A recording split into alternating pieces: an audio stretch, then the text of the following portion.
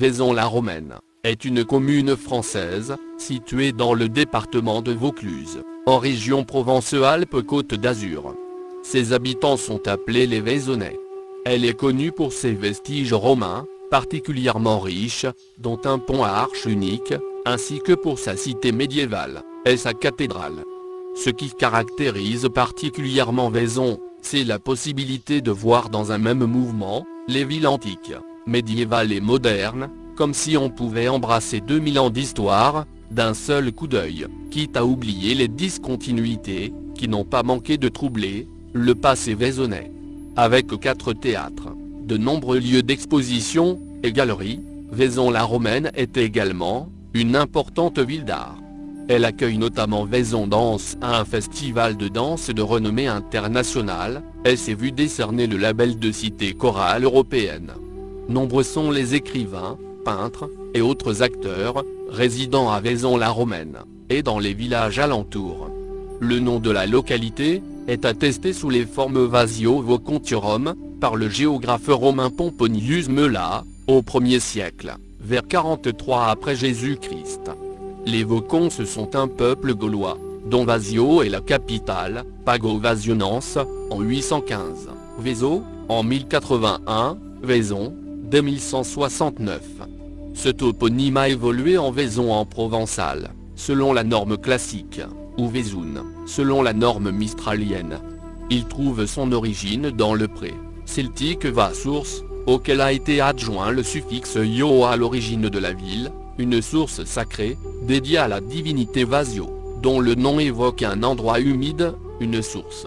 Vaison devient Vaison-la-Romaine, en 1924, en raison des nombreux vestiges romains qui s'y trouvent. La région est d'abord habitée par les Ligures, qui introduisent le bronze. À la fin du IVe siècle avant Jésus-Christ, Vasio Vocontiorum devient la capitale d'une tribu celtique, intégrée au sein du peuple des Voconces. Après la conquête romaine, 125-118 avant Jésus-Christ, la cité des Voconces compte 2 capitales, Lucandiua et Vaison. Les Romains en font l'une des villes les plus riches de la Gaule narbonnaise. Elle fut la patrie de l'historien Trogue Pompée. Le plus grand historien de langue latine, Cornelius Tacitus, Tacite, est, probablement, originaire de Vaison-la-Romaine. Source, Tacite œuvre complète, traduite par Catherine Salle, aux éditions Robert Laffont, février 2014. Les invasions barbares du 5e siècle, ruinent la cité. L'Ouvèze, autrefois navigable, sépare la haute ville, de la cité actuelle qui recouvre la ville gallo-romaine, dont 15 hectares sont dégagés. Quant au château de la Villasse, et son allée de platanes bicentenaire, il domine les vestiges gallo-romains, dits de la Villasse. Plus à l'est, la colline de Puymain, est signalée par un vaste espace boisé. Les autres vestiges gallo-romains, Thermes du Nord, Villa du Pan, échappent au regard. Le reste de la cité antique, demeure sous le Vaison actuel. Enfin, on remarque 2 édifices romans, à l'ouest de la Villasse, la chapelle Saint-Quentin, et plus au sud, la cathédrale Notre-Dame de Nazareth, et son cloître. Ce panorama urbain, où s'imbriquent vestiges antiques, bâtiments romans et constructions récentes, suggère superposition et déplacement des occupations au cours des âges. Des vestiges d'habitat, et de remparts laissés par la communauté agraire, du premier âge du fer, 7e, 5e siècle avant Jésus-Christ, ont été découverts sur la rive gauche de l'Ouvèze, au bas de l'éperon rocheux.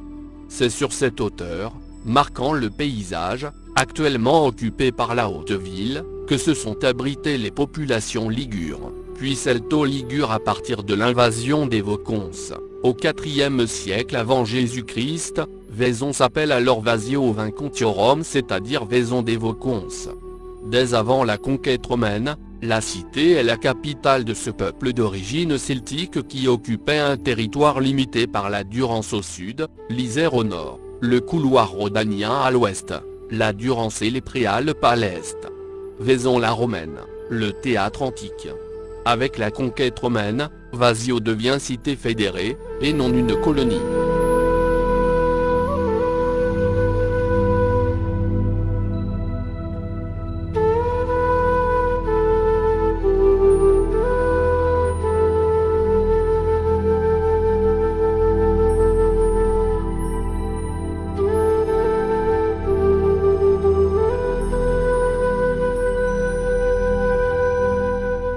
Vaucons se descendent sur la rive droite, où se structure progressivement une ville.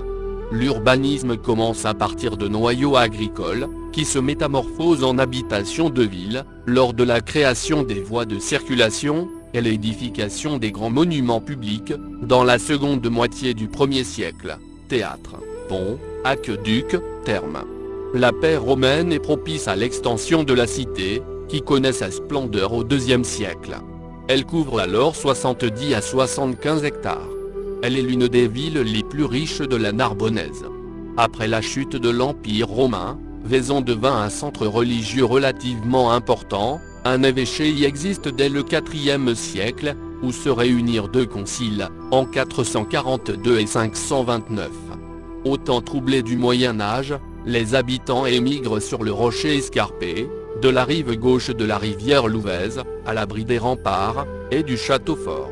En 924, le roi Raoul de Bourgogne, confirme les possessions de l'abbaye de Saint-Martin d'Autun, à Fréjus, à Vaison-la-Romaine, et en Pays viennois. Jusqu'au XIIe siècle, la ville se développe en plaine, autour de la cathédrale, et du palais épiscopal, où elle subit plusieurs invasions, dues au conflit, entre les comtes de Toulouse, et les évêques successifs. Au XIIIe siècle, la population chercha refuge sur le rocher, au pied du château construit par les comtes de Toulouse, mais devenu propriété papale. C'est dans ce contexte, que prospéra en territoire pontifical, la ville médiévale qui subsiste aujourd'hui.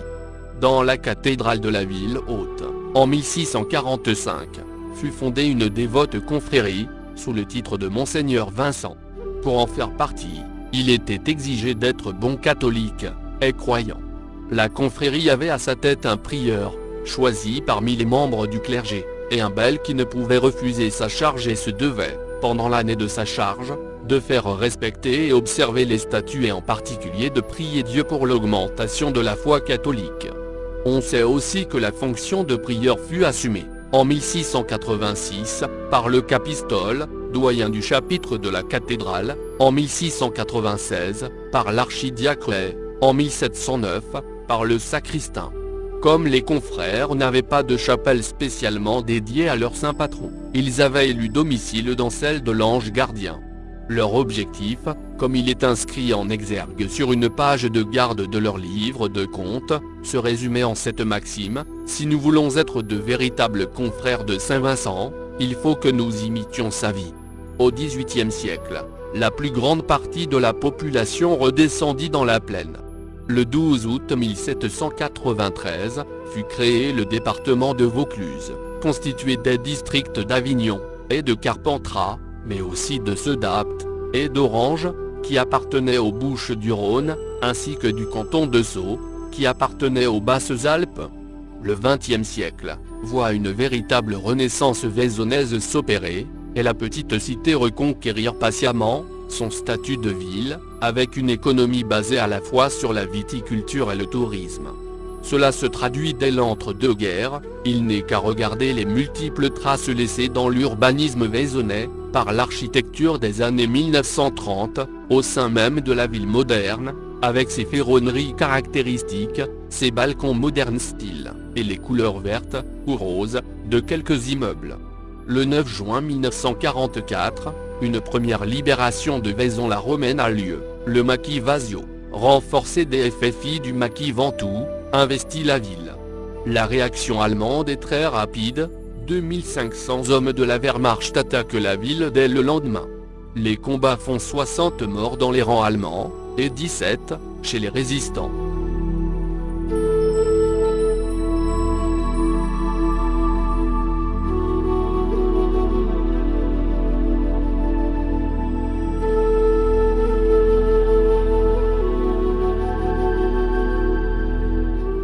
Vaison-la-Romaine est surtout connue pour le patrimoine archéologique, dont elle tire son nom.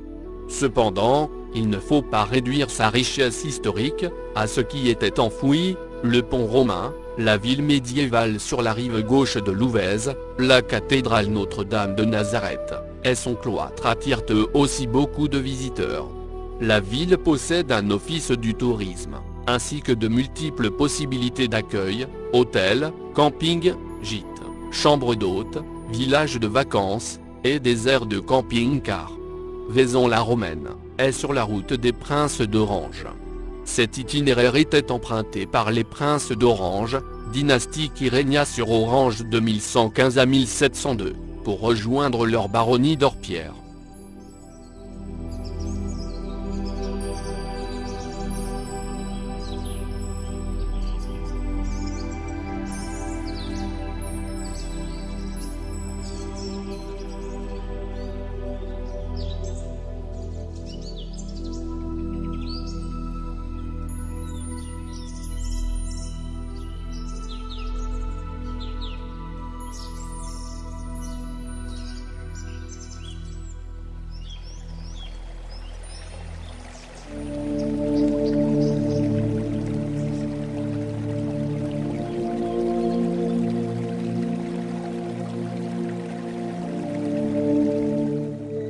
La crue du 22 septembre 1992 s'est déroulée durant les orages d'automne, qui peuvent se produire sur les cours d'eau méditerranéens, de moyenne montagne.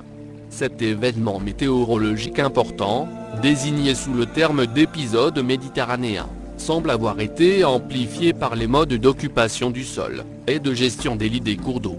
L'histoire et l'analyse géomorphologique indiquent en effet que l'Ouvèze a déjà connu des crues aussi importantes que celle du 22 septembre 1992. Elle se caractérise par sa courte durée et son intensité. En effet, en 4 heures, il est tombé selon les endroits, entre 300 mm à Entrechaux, près de Vaison-la-Romaine, et 143 mm à Buis-les-Baronnies, dans la Drôme, et 179 mm à Vaison, et 215 mm à Malaucène. De plus, il s'est écoulé à peine 5 heures, entre l'inondation et l'amorce de la décrue. Toute la nuit, et durant plusieurs jours, les secouristes vont s'affairer à retrouver les victimes. Mais cette montée des eaux restera marquée à jamais par les pertes humaines, 37 décès, dont 3 à Séguret, 4 disparus, dont un corps retrouvé, 1 an plus tard, en novembre 1993. Les pertes matérielles se chiffrent quant à elles à 500 millions de francs, soit un peu plus de 76 millions d'euros.